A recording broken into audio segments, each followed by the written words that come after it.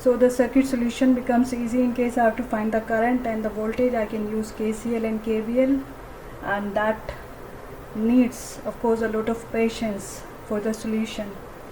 But in case I am aware of, or I am able to calculate the effective resistance of the circuit, then the question might become a little easier also. So let us solve this question. A network of resistances, I am not supposed to find out the current or the voltage, but I am supposed to find out the effective resistance of this network. The effective resistance, that means RAC, resistance between AC. The effective resistance between AC I need to calculate. So there are certain tricks to solve such network, and one of my favorite tricks is that we need to see the symmetry in the circuit diagram. What kind of symmetry? There are several symmetries, but the most popular symmetry that can be seen in the circuit diagrams is what we call the mirror symmetry. What is the meaning of the mirror?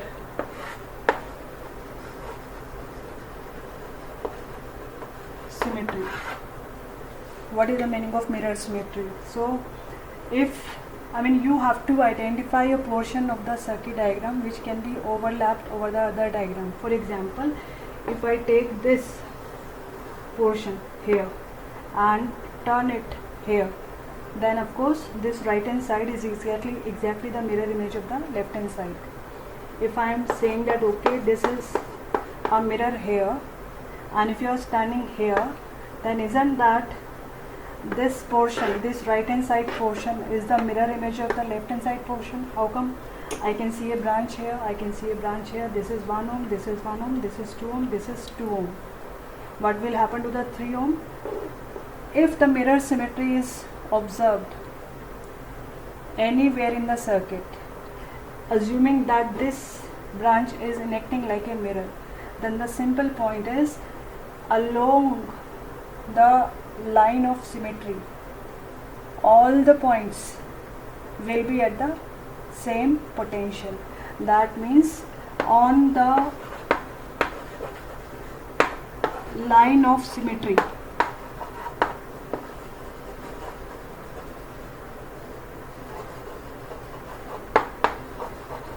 all the points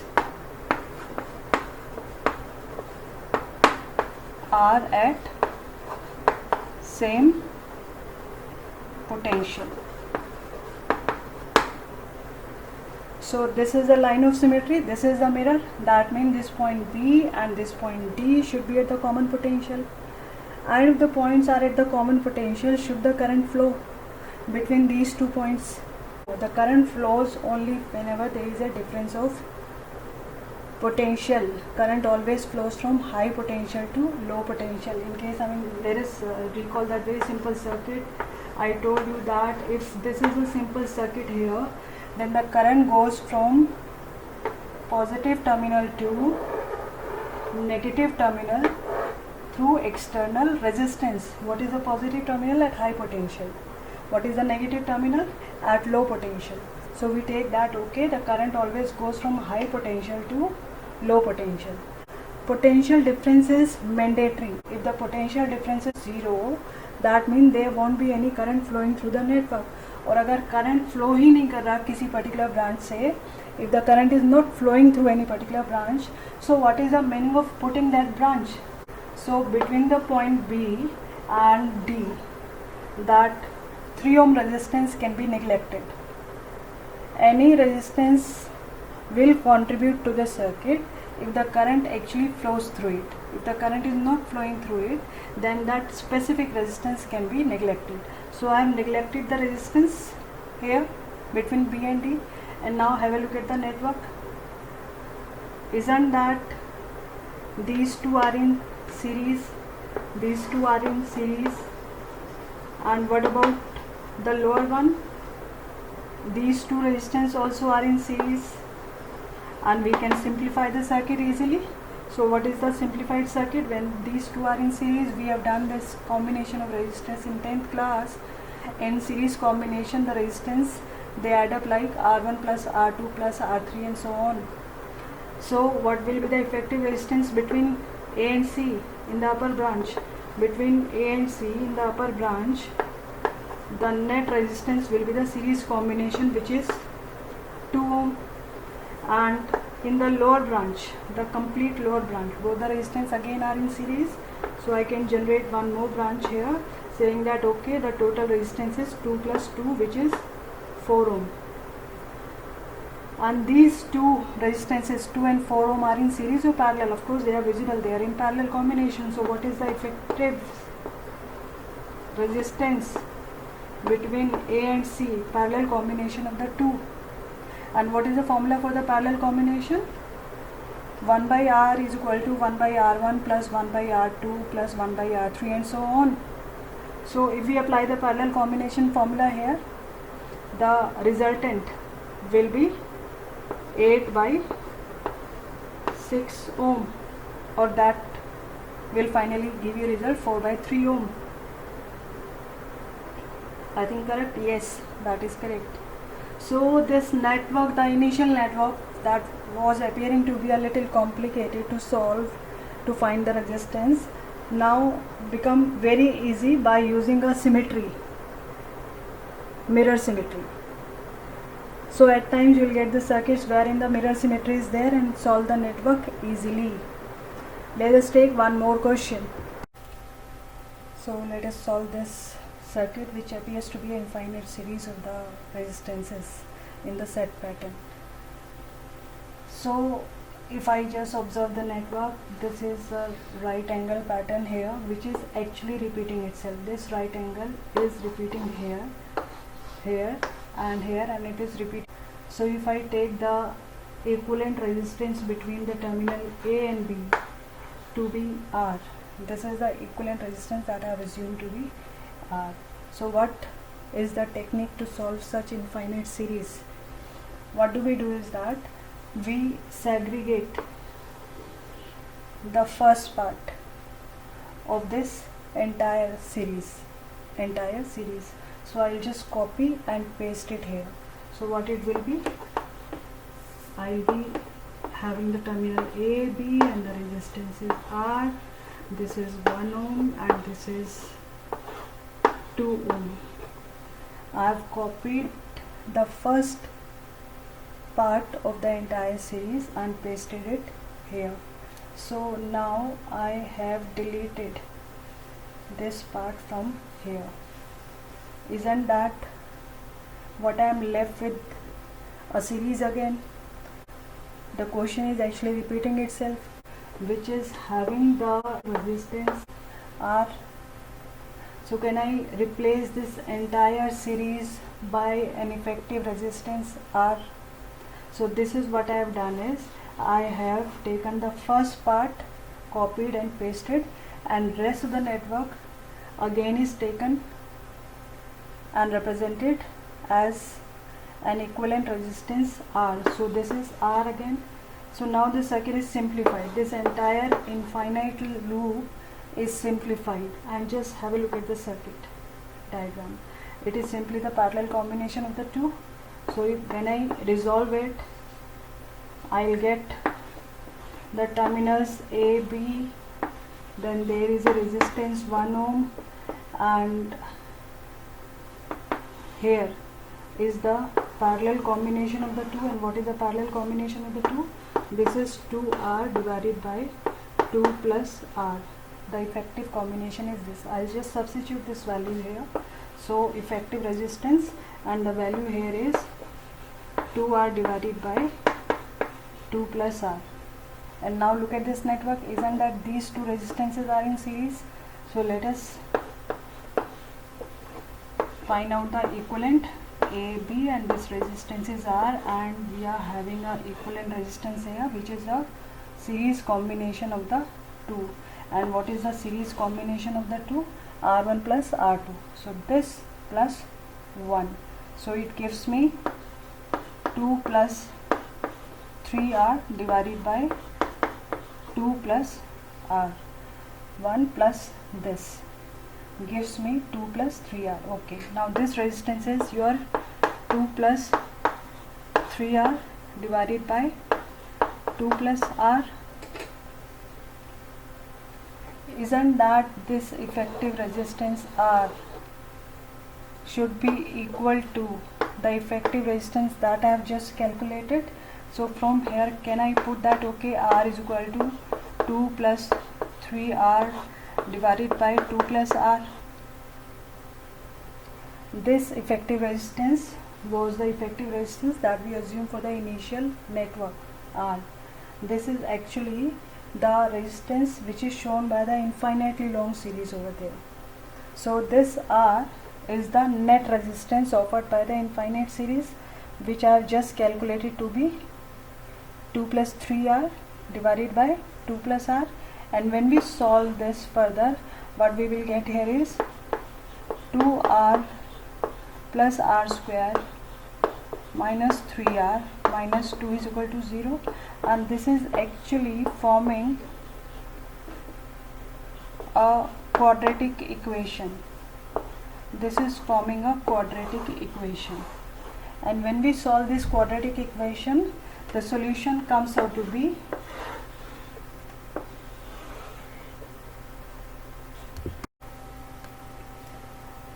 solve this quadratic equation. R is equal to minus B plus minus B square minus 4AC by 2A, and ultimately the result comes out to be R is equal to 2 ohms, or the second value is R is equal to minus 1 ohm. But resistance cannot be minus 1. Therefore, the correct answer is that for that infinitely long series, the resistance was not infinite, rather the resistance was just 2 ohms. So let us take this network now.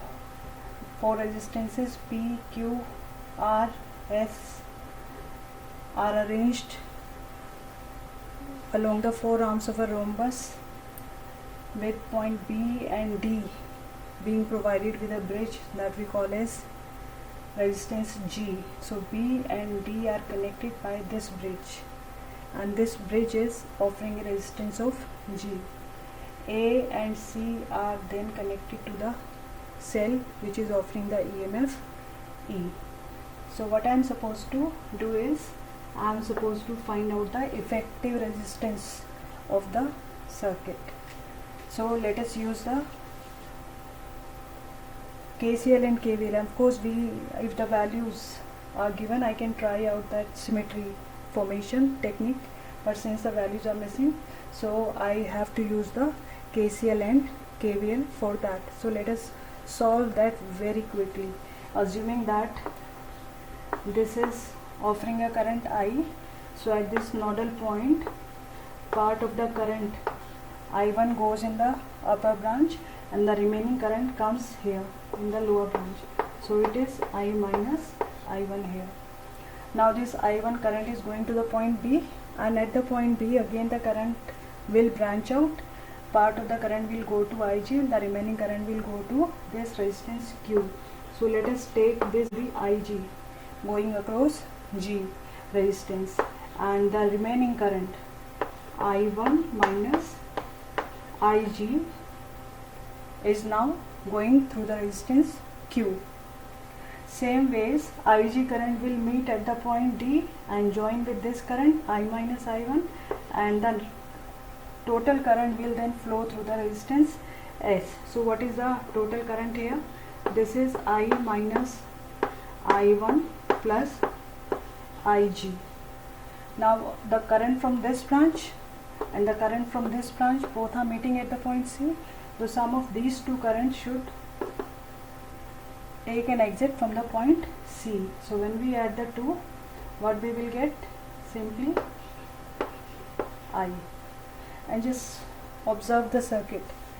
Cell was offering a current I current was entering the point A, and I is entering the negative.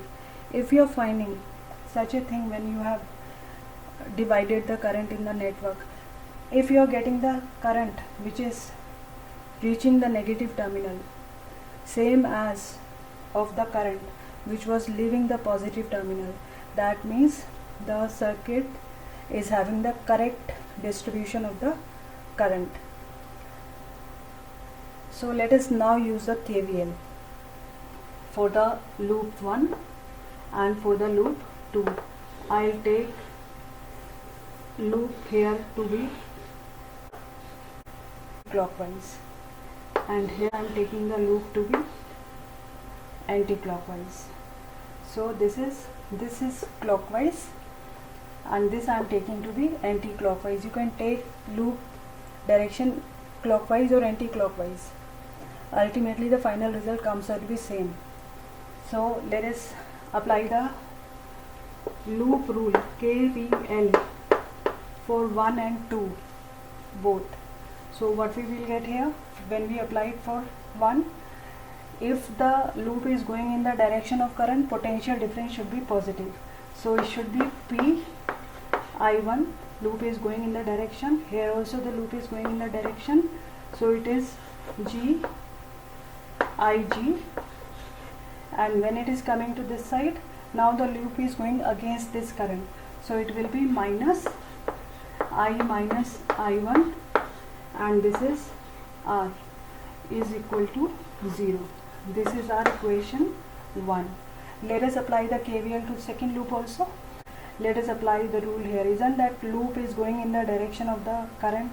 So it should be I minus I1 plus IG into S.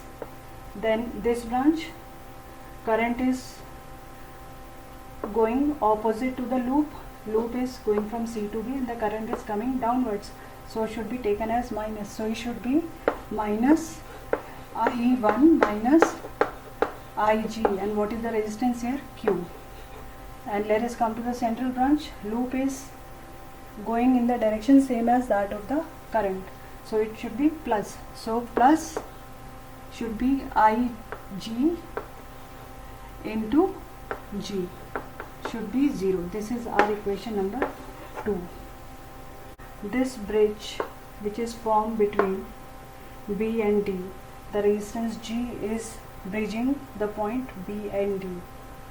This will be called a special type of bridge that we call as a Wheatstone bridge only if the point B and point D are at the same potential. That means potential at the point B is same as the potential at the point D. That means the potential difference is 0, and when the potential difference is 0, that means the current drawn by this bridge resistance should also be 0. That means IG should be 0. If I substitute this condition here in these two equations, then I will get that okay, PI1 is equal to I minus I1 into R from 1, this is from 1, and from 2 what we will get? We will get okay, I1, that means Q I1 is equal to, that term becomes 0, and here this term is 0, and this is provided with a minus sign, so I'll take it the other side. So this comes out to be I minus I1 into S. By putting this value of Ig is equal to 0, we will get these two equations, and when we divide the two equations, what we will get? I1 cancels out and this term 2 cancels out here, so what will be left? P by Q is equal to R by S, or this can be written as P by R is equal to Q by S.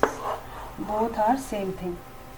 So this is a special condition of the Wheatstone bridge.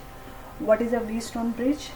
If a resistance bridges the 2 point B and D, and the network looks like the one that I have drawn here, and the bridge is drawing 0 current, then the ratios of the adjoining resistances, that is P by Q and R by S is same. P by Q is equal to R by S. The ratios of the adjoining resistances is same. Either you write down P by Q is equal to R by S, or you write down P by R is equal to Q by S. This amounts to the same thing. So if we just use a Wheatstone bridge condition here, then this resistance can be neglected. So what we are left with is PQ, which are in series, RS, which again are in series, and the series combination of these two both are in parallel, and the network can be solved easily. This type of bridge is Wheatstone bridge. This is an important part of our syllabus. This forms a basic principle of one of the experiments that we are going to perform in the lab, which we call as a meter bridge. So Wheatstone bridge means if the bridge resistance draws zero current, then the ratios of the adjoining resistance will be same. So that is all about in this class. So today we are done with the Kirchhoff's rule, KVL and KCL, and we did few networks also. We solved few networks also, followed by the important Wheatstone bridge. Now we are left with meter bridge and potentiometer, which are the regular experiments of your syllabus also. In the next class we'll take up the two. That's all in this class.